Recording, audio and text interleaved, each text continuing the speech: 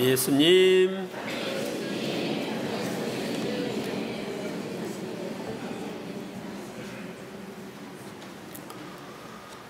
날씨가 덥지요? 네, 사상 최고치로 날씨가 덥게 올라가는 것 같은데 오늘 또 37도 된다고 보니까 날씨가 더우니까 새벽 미사에 많이 나오는 것 같아요.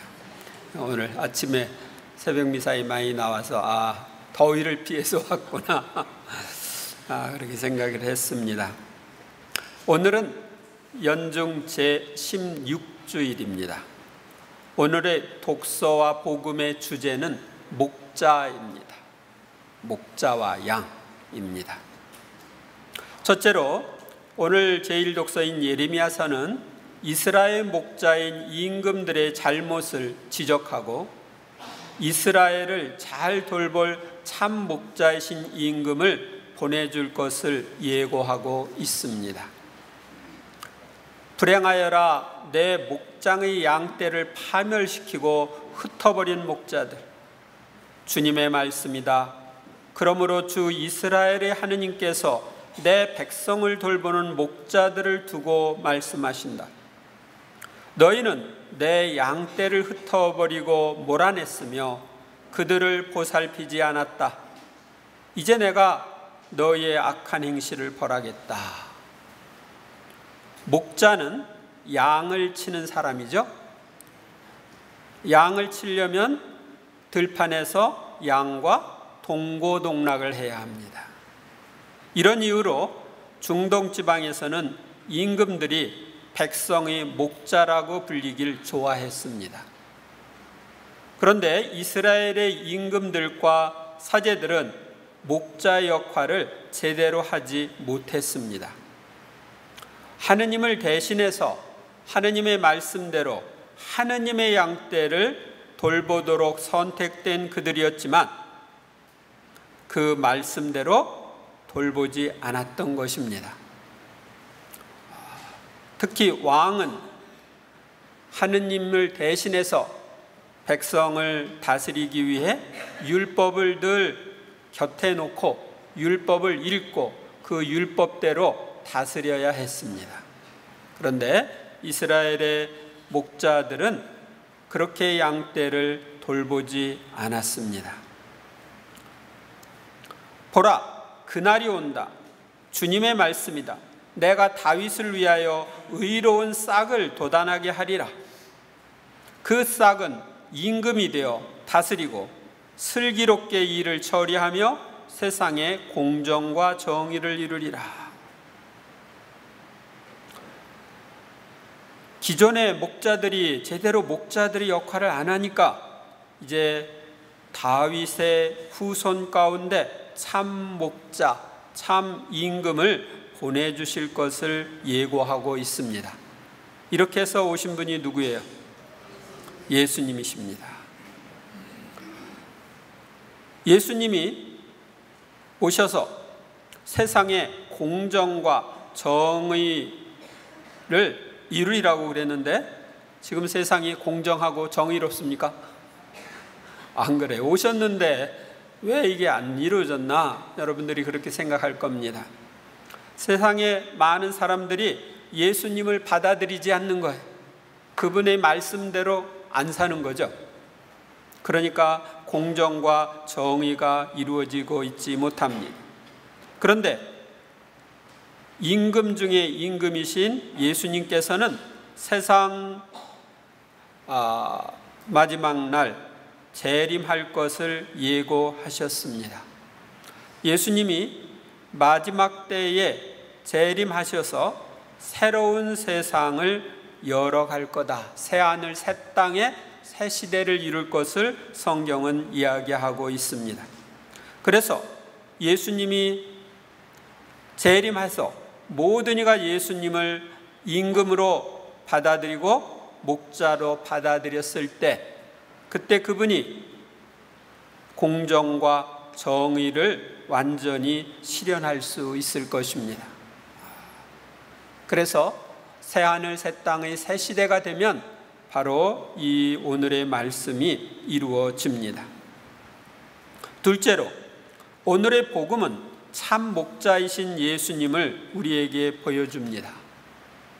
사도들이 예수님께 모여와 자기들이 한 일과 가르친 것을 다 보고하였다. 그러자 예수님께서 그들에게 너희는 따로 외딴 곳으로 가서 좀 쉬어라 하고 말씀하셨다. 오고 가는 사람이 너무 많아 음식을 먹을 겨를조차 없었던 것이다. 음식을 먹을 겨를조차 없이 양떼를 돌보시는 목자이신 예수님과 사도들, 휴식이 필요했기 때문에 예수님은 너희는 따로 외딴 곳으로 가서 좀 쉬어라 하고 말씀하셨습니다. 그래서 그들은 따로 배를 타고 외딴 곳으로 떠나갔다. 그러자 많은 사람이 그들이 떠나는 것을 보고 모든 고을에서 나와 육로로 함께 달려가 그들보다 먼저 그곳에 다다랐다. 예수님께서는 배에서 내리시어 많은 군중을 보시고 가엾은 마음이 드셨다. 그들이 목자 없는 양들 같았기 때문이다. 그래서 그들에게 많은 것을 가르쳐 주기 시작하셨다. 쉬기 위해 배를 타고 외딴 곳으로 떠났는데 그곳에 먼저 도착한 군중을 보시고 가엾은 마음이 들어서 쉼을 포기하고 군중을 가르치는 예수님, 목자 없는 양과 같은 사람들을 돌보시는 목자의 역할을 하는 예수님의 모습을 볼 수 있습니다. 이는 오늘날의 사람들을 돌보기 위해서 선택된 위정자들이나 사제들은 자신에게 중요한 휴식,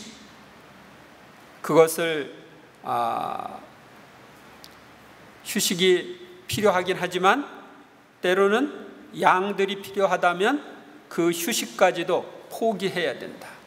그러면서 양들을 돌봐야 한다 하는 것을 알려주고 있습니다. 저도 이렇게 보면은 휴가나 휴일을 찾아 먹지 않고 그냥 지금까지 살고 있습니다.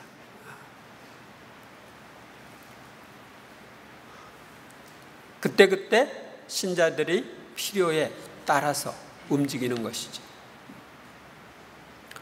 셋째로, 예수님께서는 지금도 우리의 목자 역할을 하면서 우리를 돌보고 계신 분이십니다. 오늘 제2독서인 에베소서에 보면 그리스도는 우리의 평화이십니다. 그분께서는 당신의 몸으로 유다인과 이민족을 하나로 만드시고 이 둘을 가르는 장벽인 적개심을 허무셨습니다. 그래서 그분을 통하여 우리 양쪽이 한 성령 안에서 아버지께 나아가게 되었습니다 하고 말합니다. 온 인류의 목자이신 예수 그리스도께서는 유다인들과 이민족이 하나의 양떼가 되게 하셨습니다. 유다인들은 이민족을 상종하지 않으려고 그랬어요. 그런데 하나의 양떼로 만드시고 그 양쪽이 한 성령 안에서 아버지이신 하느님께로 나아가도록 인도하는 목자의 역할을 지금도 하고 계십니다. 오늘날도 목자이신 예수님께서는 주님의 말씀과 생명의 빵인 성체 안에 계시면서 우리를 돌보시고 계십니다. 우리는 미사 때마다 독서와 복음을 읽을 때 마지막에 이는 주님의 말씀입니다 하는 소리를 듣죠? 그리고 여러분들이 개별적으로 성서를 읽을 때도 그 성서의 말씀은 주님의 말씀이에요. 그 말씀을 통해서 여러분들이 새로운 깨달음을 얻죠. 또 이 세상을 살아갈 힘을 얻죠. 그러니까 말씀의 꼴로 여러분들을 먹이시고 기르시고 있는 것입니다. 또 성체의 빵을 통해서 내 안에 오셔서 나를 양육하고 계십니다. 나와 함께 계시고 나에게 이 세상을 슬기롭게 살아갈 힘을 주십니다. 따라서 우리가 주님의 양들이라면 목자이신 주님의 목소리를 알아듣고 그분을 따라야 합니다. 그래서 오늘 복음전 환호송은 주님이 말씀하신다. 내 양들은 내 목소리를 알아듣는다. 나도 그들을 알고 그들은 나를 따른다고 말합니다. 목자이신 예수님께서는 나의 모든 것을 아시고 최선을 다해 나를 사랑으로 돌보십니다. 따라서 우리는 주님의 목소리를 알아듣고 그분을 따르면 아쉬울 것이 없습니다. 그래서 오늘 화답송에 보면 주님은 나의 목자 아쉬울 것 없노라. 푸른 풀밭에 나를 쉬게 하시고 잔잔한 물가로 나를 이끄시어 내 영혼에 생기 돋우어 주시네 라고 노래합니다. 넷째로, 이런 목자이신 주님의 돌보심을 자주 체험하며 살려면 어떻게 해야 할까요? 어떻게? 그분을 나의 목자로 받아들이고 그분의 이름을 자주 부르며 그분과 함께 살면 됩니다. 저를 따라서 말씀을 드리세요. 예수님, 저는 당신을 저의 목자로 받아들입니다. 아셨습니까? 이렇게 목자로 그분을 받아들여요. 그러면 여러분은 뭐가 됩니까? 양이 돼요. 양은 누구 따라가야 돼요? 목자 따라가야 돼요. 그런데 이 목자이신 예수님을 잘 따라가기 위해서 예수님의 이름을 자주 부르면 좋습니다. 제가 지난 1월 1일에 세배 선물로 주님의 거룩한 이름에 의한 놀라운 은총이라는 책을 줬는데 읽으셨나? 안 읽으시고 지금 책꽂이에 있는 분들은 읽어보세요. 예수님의 이름을 자주 부를 때 우리에게 얼마나 놀라운 은총이 내리는지 거기에 잘 나와 있습니다. 많은 성인 성녀들의 체험이 나와 있습니다. 그리고 그 책 마지막 부분에 보면 예수님의 이름에 대한 성모님의 설명이 나와 있습니다.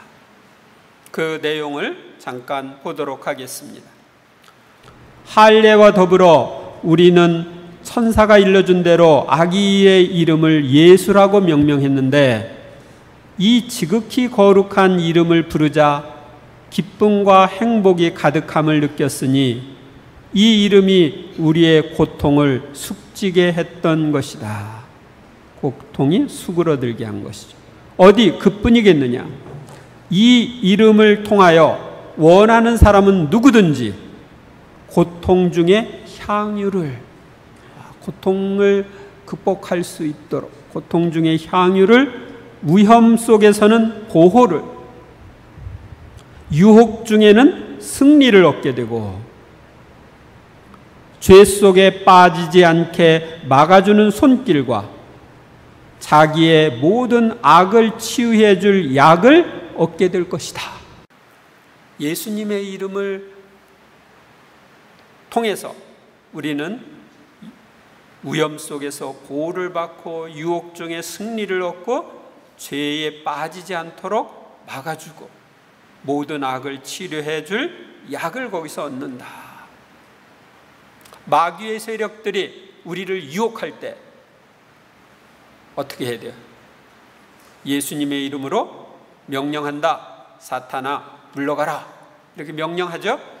우리가 어떤 유혹이 올 때 이렇게 예수님의 이름으로 명령하면 그 유혹이 사라집니다. 예수님의 이름의 능력 때문에 그렇습니다. 이 예수님의 이름을 우리는 자주 사용해야 합니다. 예수라는 이 거룩한 이름을 들으면 지옥은, 무서워 떨고 천사들은 경외한다. 또한 하늘에 계신 아버지의 귀에도 이 이름은 감미롭게 들린다.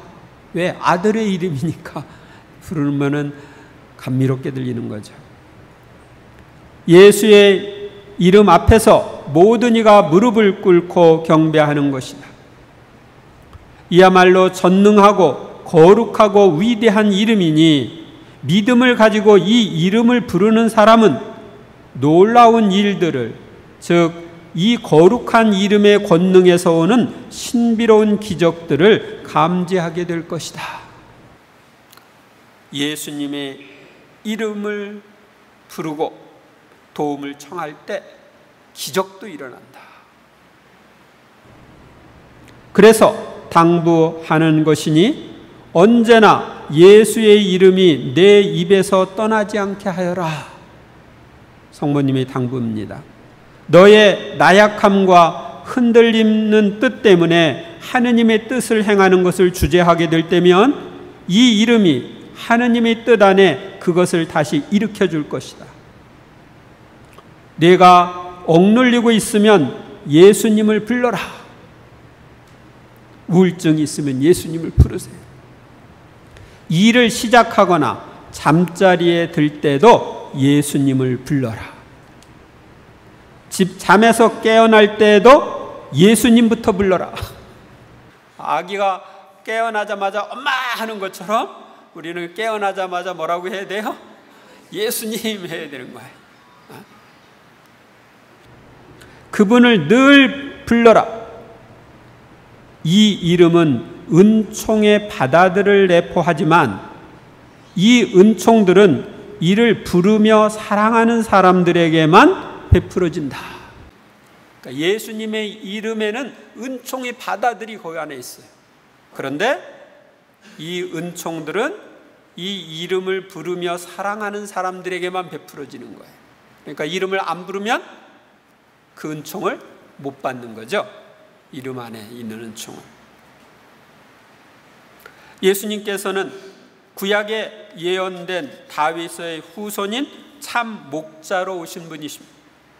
그분은 2000년 전에 오셔서 백성들을 돌보는 목자 역할을 하셨을 뿐만 아니라 지금도 온 인류의 목자 역할을 하고 계십니다.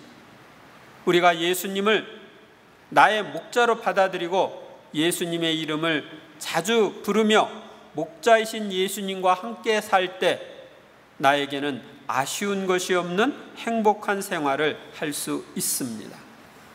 여러분이 예수님의 이름을 한 주간 동안 열심히 부르시기 바랍니다. 근데 그냥 예수님하고 이름을 부를 때 단순하게 그냥 부르는 것이 아니라 거기에다가 자기 뜻을 담아서 부를 수 있습니다.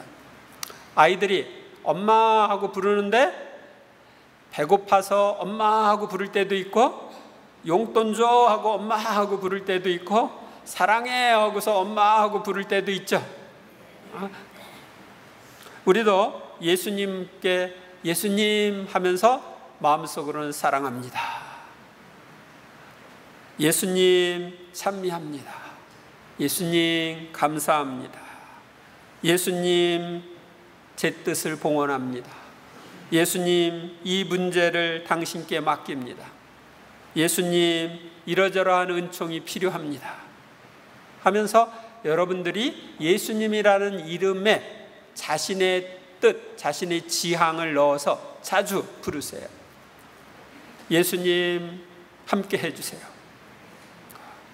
그래서 앉으나 서나 예수님을 불러보세요.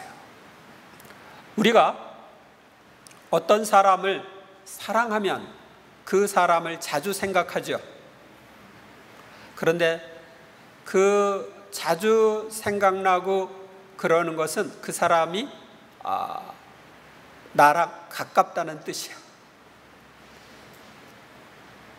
예수님이 자주 생각나고 예수님의 이름을 자주 부른다는 것은 내가 그만큼 예수님과 가깝게 사는 비결입니다. 그래서 이번 한 주간 동안 특별히 앉으나 서나 예수님, 예수님, 예수님 하면서 예수님의 이름을 자주 부르고 그러면서 나의 목자이신 예수님의 돌보심을 체험하는 한 주간이 되시기를 바랍니다.